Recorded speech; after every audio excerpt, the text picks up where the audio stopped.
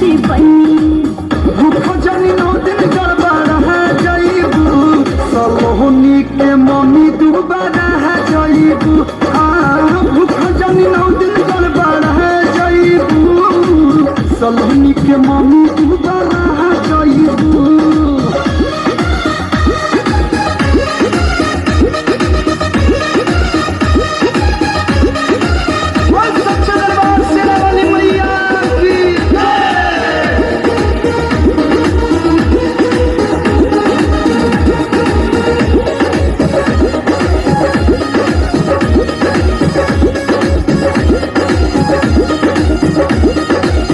जाके गोलंबर से ले आई फल जी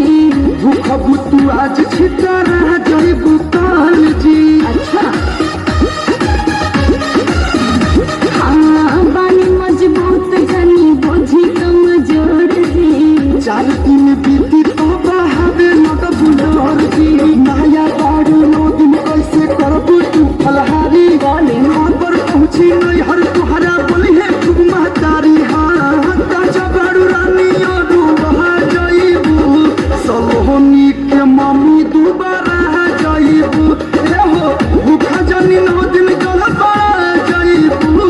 सलोनी के मम्मी दोबारा जाइबू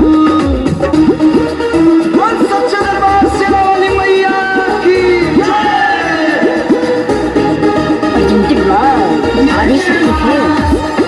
जय जय माँ जय जय माँ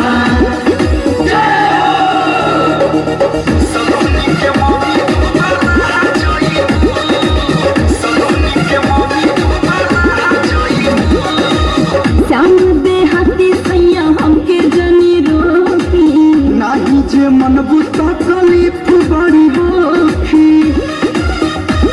ए धनिया मान जा अरे कलवा देवार संगे बनल बपलान हो बाबा यार बिंद खानी होइबू परेशान हो मेहरारू से रानी पूरा दुनिया बहारल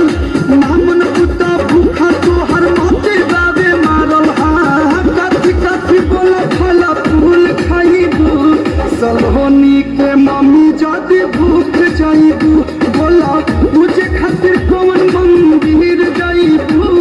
सलोनी के मम्मी जाती भूख जाइबू ना मनबू तो भूख जा